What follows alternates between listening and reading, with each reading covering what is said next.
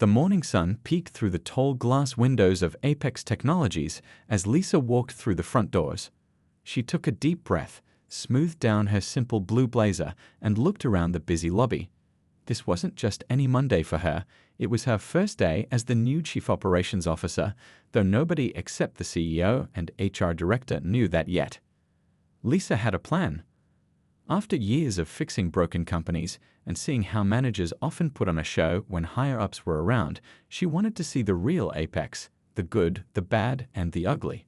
No special announcements, no fancy corner office on her first day. Just Lisa, dressed like an everyday office worker, watching and learning. It's only for a few days, the CEO had agreed when she suggested the idea. Your official welcome will be on Friday. Until then, you're just another new face. Lisa smiled, thinking about the confused looks she'd get on Friday. Her impressive resume, the MBA from Wharton, her track record of turning struggling departments into success stories, all of that was temporarily tucked away in her car, along with her official company ID badge. The security guard at the desk gave her a temporary visitor pass after checking her name against a special list. Floor 12, he said with a smile. HR will get you set up. Upstairs, a friendly woman named Prina from HR gave her a quick tour, careful not to reveal Lisa's true position. Remember, only I and Mr. Reynolds know who you really are, Prina whispered as they walked past the busy marketing department. Everyone else thinks you're just helping with some administrative work while getting a feel for the company. Lisa nodded, already noticing things, the way some people seemed afraid to speak up in the conference room they passed, how others rolled their eyes when certain names were mentioned. This was exactly the kind of unfiltered view she needed. Around lunchtime, Lisa made her way to the break room, carrying her simple packed lunch. She sat at a table where two women were chatting about an upcoming project deadline. Mind if I join you? Lisa asked.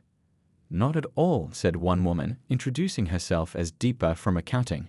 You must be new. I haven't seen you around before. Lisa smiled. Just started today. I'm Lisa. Still trying to figure out how things work around here. The women were friendly, filling her in on office politics and daily routines. Lisa listened closely, asking questions that made them open up more about their work experiences. They were just explaining which coffee machine worked best when the break room door swung open with a bang. A tall man with perfectly combed hair and an expensive-looking suit walked in like he owned the place. The room immediately grew quieter, and Lisa noticed how Deepa and her friend seemed to shrink in their seats. Who's responsible for the printouts in Conference Room B? The man demanded, looking around the room. They're completely out of order, and I've got a client call in 10 minutes. No one spoke up. He sighed dramatically, shaking his head as if surrounded by incompetence. Then his eyes landed on Lisa. You, he said, pointing directly at her. You're the new admin support, right? I saw your name on the weekly update. Huam or something. Lisa opened her mouth to clarify, but he cut her off. Doesn't matter. Listen carefully. I need those files reorganized immediately. Client profiles on top, financial projections in the middle, and the contract drafts at the back. Can you handle that, or should I speak slower? The condescending tone in his voice made several people look away in embarrassment. Lisa noticed one woman giving her a sympathetic look that seemed to say, that's just how he is. Lisa studied him carefully. According to the name badge clipped to his designer suit, this was Richard Taylor, Senior Sales Director. She'd seen his name in the company reports, good numbers, but high staff turnover in his department. Now she was starting to understand why. Well? Richard demanded, checking his expensive watch impatiently. The files won't organize themselves. Lisa smiled politely. I'd be happy to help, she said calmly, gathering her lunch. As she stood up, she couldn't help wondering how this same conversation would go on Friday when everyone learned who she really was. Richard was already halfway out the door, not even bothering to thank her. Conference Room B, 5 minutes. Don't mess it up, he called over his shoulder. The break room remained quiet for several seconds after he left. Then Deepa looked at Lisa with genuine concern. Don't take it personally, that's just how Richard treats everyone. Especially new people. Lisa nodded thoughtfully. Good to know, she said, heading toward Conference Room B, This undercover approach was already proving more valuable than she expected. The next morning, Lisa arrived early at the office, wearing a simple blouse and dark pants. She was curious to see how her first full day of this undercover operation would unfold. After yesterday's encounter with Richard, she had a feeling things would get interesting. She headed to the small desk Priya from HR had assigned her in a corner of the open office space, perfect for observing everyone without drawing too much attention to herself. As she settled in, she noticed Richard marching toward her, a stack of papers clutched in his hand. "There you are," he said, dropping the entire pile onto her desk with a heavy thud. "I need these sorted by client priority and entered into the system by noon." He didn't bother with a good morning or even use her name. Lisa glanced at the mountain of paperwork. "That's quite a lot for one morning," she said calmly. "Could you show me how you'd like them prioritized?" Richard rolled his eyes dramatically. "It's not rocket science," he said loudly enough for nearby colleagues to hear. "High-value clients on top, small accounts on the bottom. Even the interns can figure that out." Lisa noticed several coworkers pretending not to listen, some with uncomfortable expressions. One woman shot her a sympathetic look before quickly returning to her computer screen. "I see," Lisa replied. "And which clients do you consider high value?" Richard let out an exaggerated sigh. "Are you serious? Don't they teach you anything during orientation?" He snatched a paper from the top of the pile. "Look, this one. Anderson Manufacturing. Annual contract worth over $2 million. That's high value." "This one," he said, grabbing another sheet near the bottom. "Baker's Corner Store. Barely worth our time." "Low priority. Get it?" Lisa nodded. "Got it. I'll have these organized for you." "And entered into the system," Richard added sharply. "I need the digital files updated too." He checked his watch. "I've got meetings all morning. When I come back, this should be done." As he strode away, Lisa heard him mutter, "They're really scraping the bottom of the barrel with these new hires." Throughout the morning, Lisa worked steadily through the files, using the opportunity to learn about the company's client base. Around 11 a.m., she went to the break room for coffee. Richard was there with two other managers, laughing loudly about something. When Lisa entered, Richard glanced her way. "Hey, new girl. How's that filing coming along? Need me to explain alphabetical order to you?" His friends chuckled at his joke. "Actually," Lisa said, pouring her coffee, "I have a question about the Westlake account. Their contract is up for renewal next month, but the proposed terms seem—" Whoa, Richard interrupted, holding up his hand. "You're just supposed to file the papers, not analyze them. Leave the thinking to those of us who actually went to business school." The break room went silent. One of the other managers looked uncomfortable, but said nothing. "I was just trying to help," Lisa said quietly. "Help?" Richard laughed.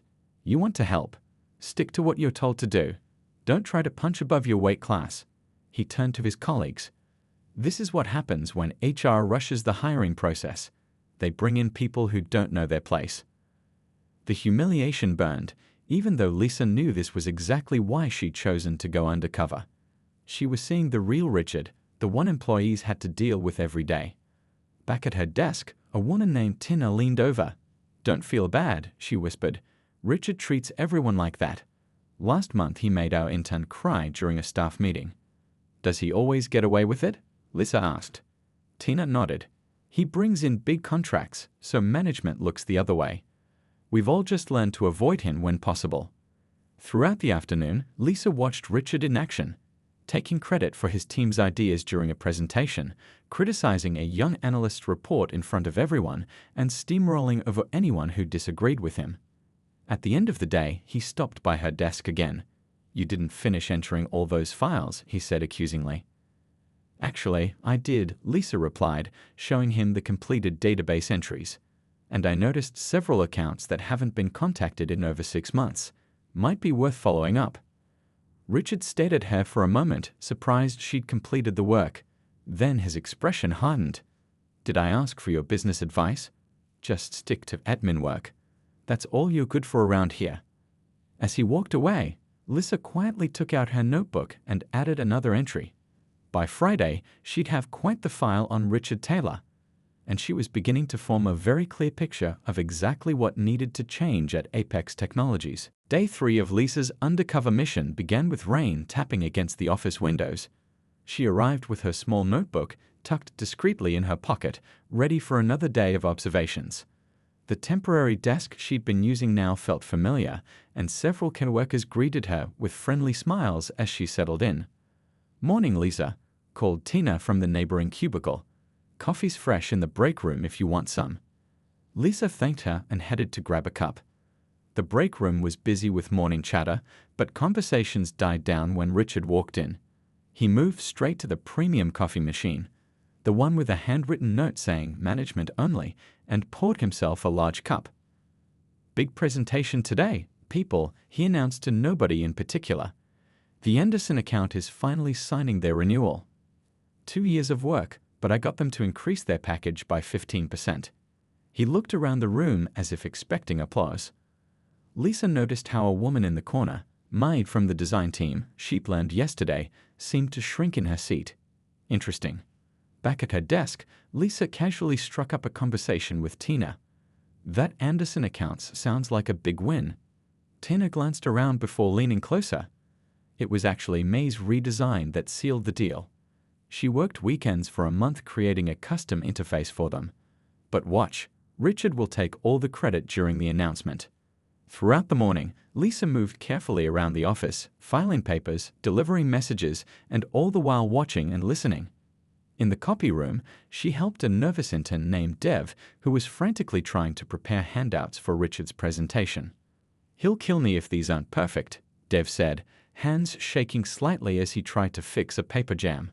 "Here, let me help," Lisa offered, showing him how to clear the jam properly. "How long have you been working with Richard?" 3 months, Dev sighed. "Longest 3 months of my life. Last week he told me I was barely competent enough to be a doorstop because I formatted a spreadsheet wrong." Lisa noted this in her mental file. "Does HR know about how he treats people?" Dev laughed without humor. "Everyone knows. But he brings in the big accounts, so," he shrugged helplessly. At the weekly department meeting that afternoon, Lisa sat quietly in the back with a notepad, supposedly taking minutes. The perfect position to observe everything. Richard dominated the meeting, interrupting others mid-sentence and dismissing ideas without consideration. When May tentatively raised a point about the customer interface that had won over the Anderson account, Richard cut her off. "Let's stick to the important aspects of the deal," he said dismissively. "The technical details aren't relevant to this discussion." Lisa watched as May's colleague Pat tried to support her. "Actually, the client specifically mentioned." Moving on, Richard interrupted loudly. "Let's talk about next quarter's targets." After the meeting, Lisa caught up with Priya from HR in the hallway. As one of the only people who knew Lisa's true identity, Priya could speak freely. "How's the investigation going?" Priya asked quietly. "Enlightening," Lisa replied. "I've seen enough to understand why employee satisfaction scores are so low. Richard isn't the only problem, but he's certainly a significant one." Priya nodded grimly. "We've had 6 complaints about him in the past year, but upper management always protected him because of his sales numbers." She hesitated. "Though between us, I've checked those numbers carefully. His results aren't nearly as impressive when you look at team turnover costs and lost renewal opportunities." Later that afternoon, Lisa was organizing files in the shared drive when Richard stopped by her desk. He looked at her screen and frowned. "Why are you looking at the Anderson account metrics? Those are confidential." "I was asked to update the file structure," Lisa explained calmly. Richard's eyes narrowed. "By whom?" "That's not an admin task," the IT department suggested. "Listen," he cut her off, voice lowered but sharp. "I don't know what game you're playing, but you're just temporary help. Stop poking around in files that don't concern you." A few people nearby pretended not to listen, but Lisa could see them watching from the corners of their eyes. "I'm just doing what I was asked to do," she replied evenly. Richard leaned closer, his voice just above a whisper. "Let me make something clear. I run this department. Not it, not HR, and certainly not some random Phil in who barely knows how the coffee machine works. Stay in your lane, or your lane might disappear. Got it?" As he stalked away, Lisa calmly took out her notebook and added another entry. Tomorrow was Thursday, her last day undercover before Friday's big revelation. She had almost everything she needed, but there were still a few more pieces to gather. Across the office, she caught Pryor's eye. The HR director gave her a subtle nod of understanding. They both knew that the company was about to change, and Richard's days of intimidation were numbered. Friday morning arrived with a buzz of excitement throughout the Apex Technologies office. Rumors had been spreading since yesterday afternoon about a special all-hands meeting called by the CEO. Nobody knew exactly what it was about, but the words "major announcement" and "new leadership" had been floating around. Lisa arrived early and headed straight to Pryor's office in HR. "Today's the day," Pryor said with a hint of a smile. "Are you ready?" Lisa nodded, taking a deep breath. "Definitely ready. Is everything set for the meeting?" "The conference room is prepared, and Mr. Reynolds will start the introduction at 10 a.m. sharp," Pryor confirmed. "He wants you to wait in his office until he calls for you." Lisa spent the next hour reviewing her notes from the past 4 days. She had documented dozens of instances showing the problematic workplace culture, with Richard featuring prominently in many of them. She had also identified several talented employees who were being undervalued and overlooked. At 9:45, Lisa slipped into the CEO's office unnoticed as most employees were already filing into the large conference room. Through the glass walls, she could see people finding seats, chatting excitedly about what might be happening. At 2 minutes before 10, Richard hurried toward the conference room, checking his expensive watch and frowning. He was running late as usual. Lisa watched as he entered the packed room, scanning for a seat. Finding none near the front, he tapped a young intern on the shoulder. "I need your seat," she heard him say through the glass. "Move to the back." The poor intern quickly gathered his things and relocated as Richard settled into the prime spot just as Mr. Reynolds approached the podium. "Good morning, everyone," the CEO began, his voice carrying through the speakers. "Thank you all for being here. As you know, Apex Technologies has been going through some growing pains. Our rapid expansion has created challenges in how we work together and serve our clients." Lisa watched as people nodded in agreement. Some glanced nervously at Richard, who sat with his arms crossed, looking impatient.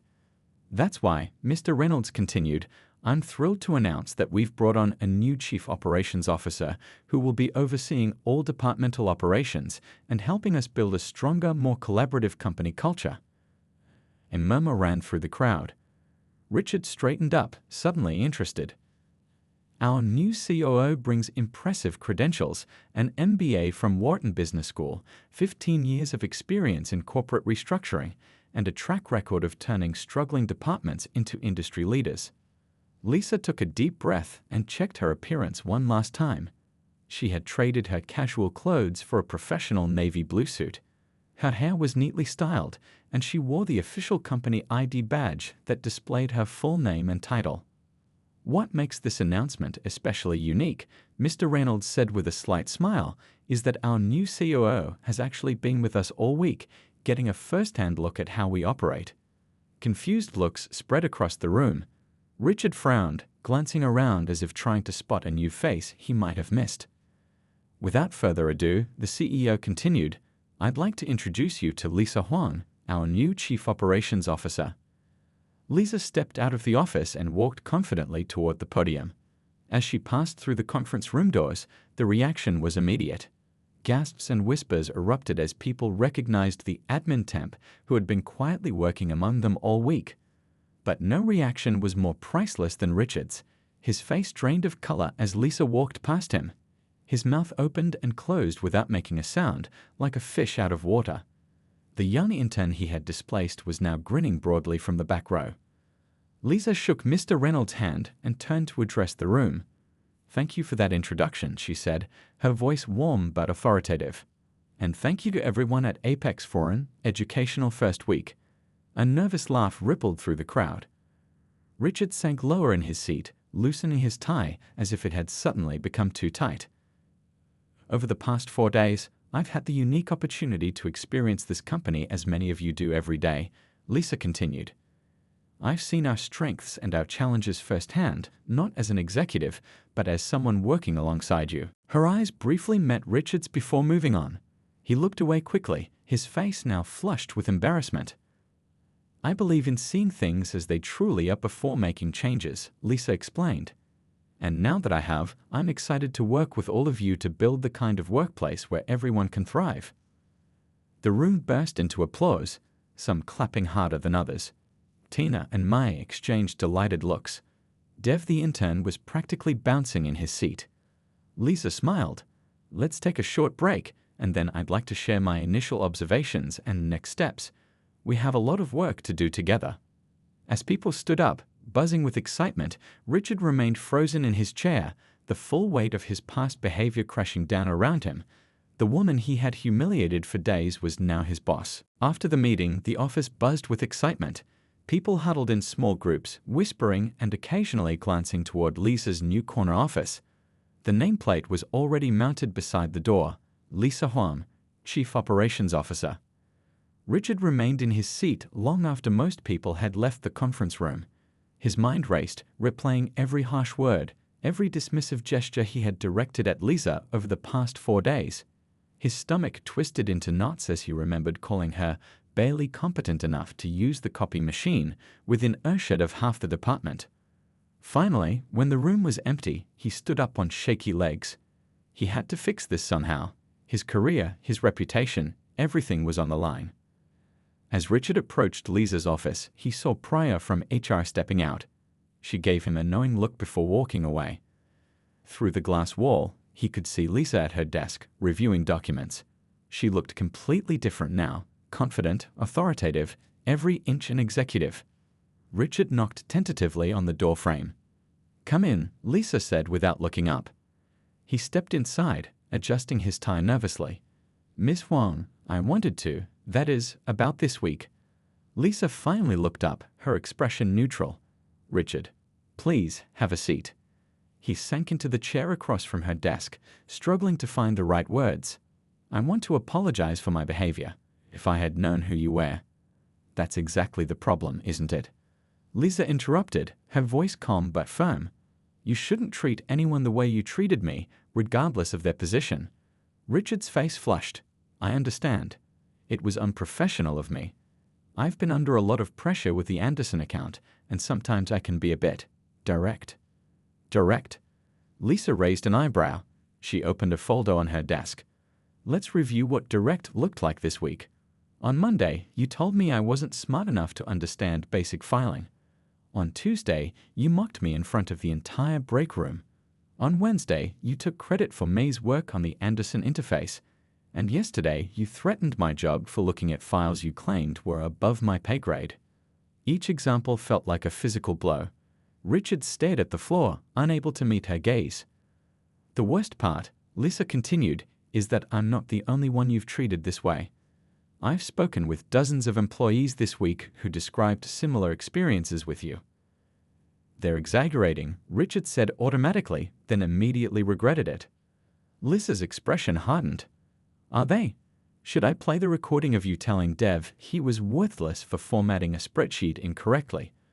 Or show you the email where you took sole credit for the Anderson deal without mentioning May's contribution?" Richard's mouth went dry. "You were gathering evidence against me this whole time." "I was observing the company culture," Lisa corrected him. "You just happened to be a very visible example of what's wrong with it." Richard's shoulders slumped. This was it. After years of climbing the corporate ladder, it was all about to come crashing down. "So I'm fired then?" Lisa studied him for a long moment. That would be the easy solution, wouldn't it? Clean break, no messy rehabilitation required. "What do you mean?" Richard asked, confused. Lisa leaned forward. "I didn't come to Apex to fire people, Richard. I came to fix a broken culture. And sometimes the people who are part of the problem need to be part of the solution." Richard looked up, a flicker of hope in his eyes. "I'm giving you a choice," Lisa said. "Option 1, resignation, effective immediately, with standard severance. Clean and simple." Richard swallowed hard. "And option 2. You stay," Lisa said, "but under completely new terms. You'll be on probation for 3 months. During that time, you'll participate in leadership training, work directly under my supervision, and help implement the cultural changes this company desperately needs." "You want me to stay?" Richard asked in disbelief. What I want, Lisa replied, is to see if there's a decent manager underneath all that arrogance. The Richard I saw this week cares more about power than people. But maybe there's another Richard who remembers why he got into this business in the first place. She slid a document across the desk. Take the weekend to think about it. This outlines both options in detail. Whatever you choose, your department will be restructured starting Monday. Richard stared at the paper, his mind reeling. Why would you even give me a second chance after how I treated you?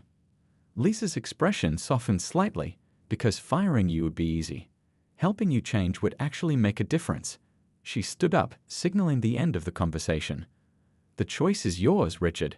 Who do you want to be? The weekend passed in a blur for Richard.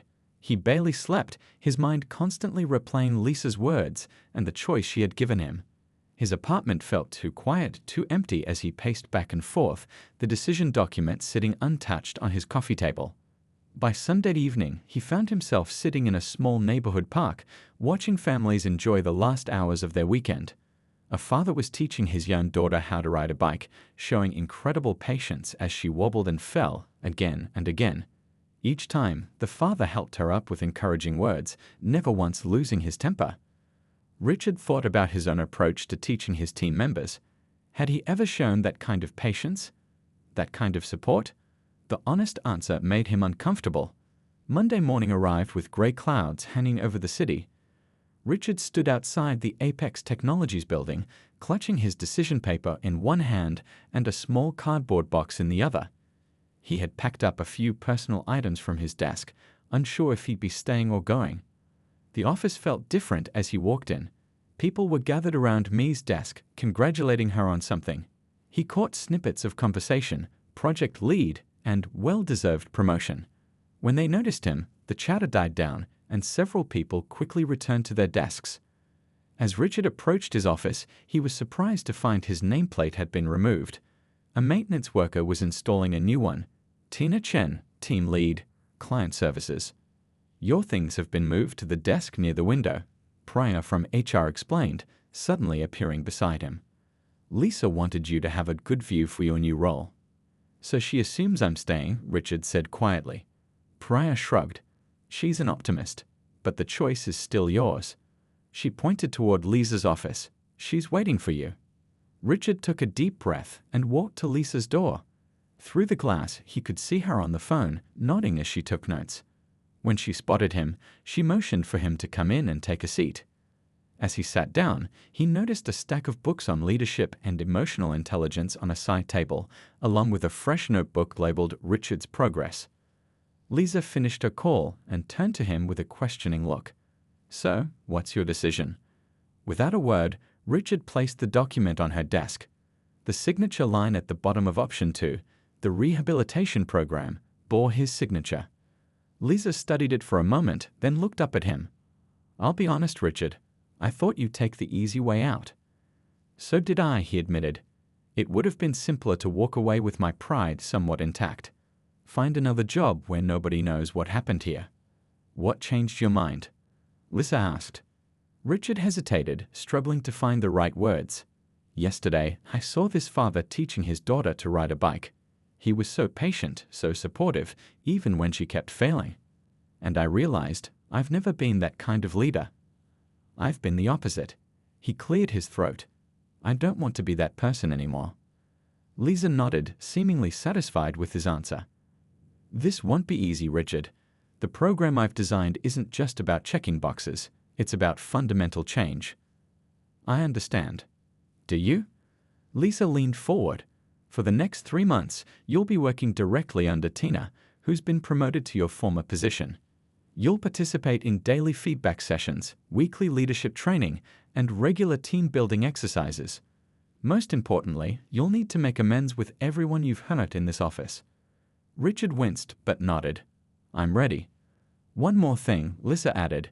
Your compensation has been adjusted to reflect your new role. The difference will be used to fund additional training for your former team. Richard felt a flash of anger. He had worked hard for that salary, but pushed it down. That's fair. Lisa studied him for a long moment, then extended her hand. Welcome to the new Apex Technologies, Richard. Day 1 starts now. As they shook hands, Richard felt something he hadn't expected: relief. The burden of maintaining his harsh, demanding persona had been exhausting. Whatever happened next would be difficult, humbling, and probably painful. But as he left Lisa's office to find his new desk, he realized something important. For the first time in years, he felt hopeful about his future. 6 months later, the Apex Technologies office looked completely different. Gone were the isolated cubicles and closed doors. The space had been transformed into an open, collaborative environment with comfortable meeting areas and shared workspaces. But the physical changes were just the beginning. Lisa stood at the back of the room during the monthly all-hands meeting, watching with satisfaction as Tina confidently led the team through their quarterly results. The company's performance had improved dramatically, with client retention up by 20% and employee turnover down to its lowest level in years. Near the front of the room sat Richard, taking notes and occasionally nodding in agreement. He looked different now, more relaxed, his expensive suits replaced by business casual attire that matched the company's new, less formal culture. The permanent frown lines between his eyebrows had softened. When Tina finished her presentation, Lisa stepped forward. "Thank you, Tina. Before we wrap up today, I want to acknowledge something special. It's been exactly 6 months since we began our company transformation journey." The room broke into spontaneous applause. Lisa smiled, waiting for it to quiet down. "Change isn't easy," she continued. "It requires honesty, vulnerability, and sometimes difficult conversations. Today, I'd like to invite someone to share their perspective on this journey." She turned to Richard. "Would you like to say a few words?" A murmur of surprise ran through the crowd. Everyone knew about Richard's probation and rehabilitation program, but few expected him to speak publicly about it. Richard looked startled but rose from his seat and made his way to the front. He cleared his throat nervously as he faced his colleagues. 6 months ago, he began, his voice quiet but steady. "I was the kind of manager who thought success was measured by how feared you were. I believe respect came from intimidation. I was wrong." The room fell completely silent. "My journey began when I humiliated someone I thought was beneath me," Richard continued, glancing at Lisa, "only to discover she was actually my new boss. It could have ended my career.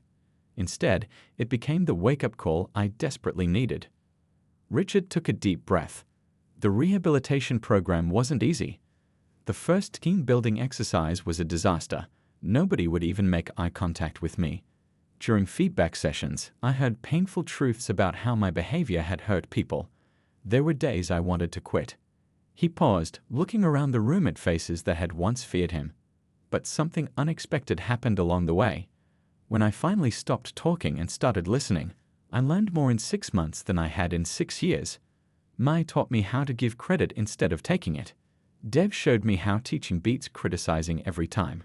And Tina, he nodded toward her, demonstrated what real leadership looks like. Richard's voice grew stronger. "The old me would have seen my demotion as failure. The new me understands it was actually my second chance. My salary is smaller now, but my impact is bigger. My office is gone, but my connections are stronger." A few people nodded in agreement, including some who had once been his harshest critics. "I'm still learning," Richard admitted. "I still make mistakes. But now I apologize for them and try to do better." That's something the old Richard would have seen as weakness. Now I know it's actually strength. As Richard returned to his seat, the applause started slowly, then built. Lisa watched as Dev, no longer an intern but now a junior analyst, was the first to stand. Others followed until the entire room was giving Richard a standing ovation. Later, as people mingled over coffee and snacks, Lisa approached Richard. That was quite a speech. He shrugged, a bit embarrassed. "Just telling the truth. 6 months ago, would you have believed this was possible?" she asked, gesturing to the transformed office and the people chatting comfortably around them. Richard shook his head. "Not in a million years. I thought the only way to succeed was to step on others." Lisa smiled. "And now?" "Now I know better," he said simply. "The real measure of success isn't how high you climb, but how many people you bring with you." As Lisa looked around at the thriving company she had helped rebuild, she knew the lesson was worth every difficult moment along the way. Sometimes the person who seems least likely to change can become the strongest advocate for a better way forward.